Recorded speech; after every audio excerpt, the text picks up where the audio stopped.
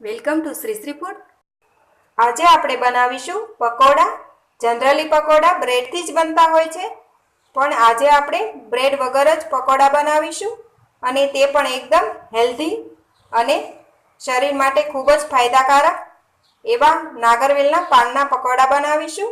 તો તેના માટે નાગરવેલના પાન 7 થી 8 નંગ, અડધો કપ બેસન, 3 ચમચી પનીર, 2 ચમચી ચીઝ, 2 ચમચી ડુંગળી, 1 ચમચી ચોખાનો લોટ, 1 ચમચી મરી પાવડર, હાફ ટીસ્પૂન લાલ મરચું, ચપટી હળદર, સ્વાદ પ્રમાણે મીઠું. તો બનાવવાની શરૂઆત કરીએ. પહેલાં આપણે મસાલો બનાવી લઈએ. એક બાઉલ લઈ તેમાં પનીરને આપણે છીણીને લીધેલું છે. ચીઝને પણ આપણે છીણી લીધી છે. ચીઝ આપણે પ્રોસેસ ચીઝ લીધેલું છે. મરી પાવડર હાફ ટીસ્પૂન નાખશું. મરી પાવડર પણ આપણે રફલી ક્રશ કરેલો છે. લાલ મરચું, સ્વાદ પ્રમાણે મીઠું, ડુંગળી તેને પણ એકદમ ઝીણી કાપેલી છે. હવે આપણે બધું બરાબર મિક્સ કરી લઈએ.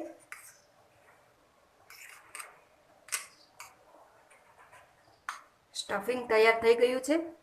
હવે આપણે ખીરું બનાવી લઈએ. એક બાઉલ લઈશું. બેસન, ચોખાનો લોટ, હળદર, મરી પાવડર, તેમાં પણ આપણે હાફ ટીસ્પૂન મરી પાવડર નાખી દઈએ. બરાબર મિક્સ કરી લઈએ. હવે તેમાં થોડું પાણી નાખી બેટર તૈયાર કરી લઈએ. આપણે ભજીયા બનાવી શકાય એ રીતનું આપણે બેટર તૈયાર કરી લઈએ. આ બેટરની અંદર પણ મસાલા આપણા ટેસ્ટ પ્રમાણે નાખી શકાય છે. લાલ મરચું વધારે ગમતું હોય તો વધારે નખાય. બેટર પણ આપણું તૈયાર છે. હવે આપણે નાગરવેલના પાન લીધેલા છે, તેને પેલી દાંડી એક મોટી હોય તો એને આ રીતે કાપીને તૈયાર કરી લેવા. આવી જ રીતે બધા પાન તૈયાર કરી લઈએ. આ પાન પહેલાં મેં ધોઈને તૈયાર કરી લીધેલા છે. હવે તેમાં આપણે પાનની અંદર સ્ટફિંગ મૂકીશું.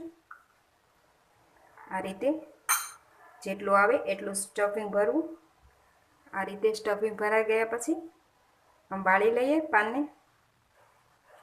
અને આપણે જે ખીરું બનાવ્યું છે તે આ રીતે લગાવી દઈએ જેથી ખુલે નહીં.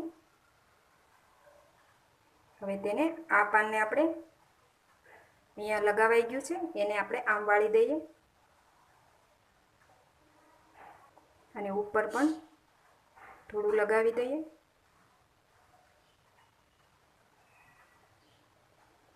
તો આપણે આ રીતે બધા પાન તૈયાર કરી લઈએ. ખાસ આ ભજીયામાં ધ્યાન રાખવાનું હોય છે અને તેને આ રીતે પેક એટલે કરવાના હોય છે તેમાંથી સ્ટફિંગ જુદું ના પડી જાય. હવે આપણા બધા બીડા બનીને તૈયાર થઈ ગયા છે. હવે તેલ પણ ગરમ થઈ ગયું છે તો આપણે ભજીયા તળી લઈશું.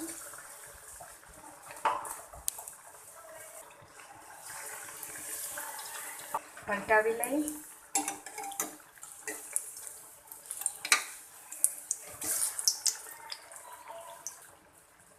થોડા ક્રિસ્પી થાય એ રીતે આપણે તળી લઈએ એને.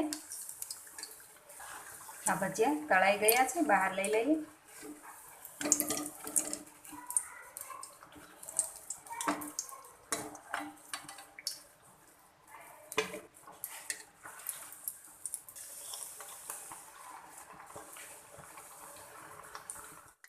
તો તૈયાર છે નાગરવેલના પાનના પકોડા. આને આપણે ટોમેટો સોસ સાથે સર્વ કર્યા છે. તમે તેને આંબલીની ચટણી સાથે પણ ખાઈ શકો છો અને આંબલીની ચટણી સ્ક્રીન પર આપેલી છે, ત્યાંથી તમે જોઈ શકો છો. અને તમારા અનુભવ કમેન્ટ બોક્સમાં જરૂરથી લખજો અને સાથે સાથે આ વિડીયોને લાઈક કરજો અને મારી ચેનલને સબસ્ક્રાઈબ કરવાનું ભૂલતા નહીં. તો ફરી મળીશું એક નવી રેસીપી સાથે.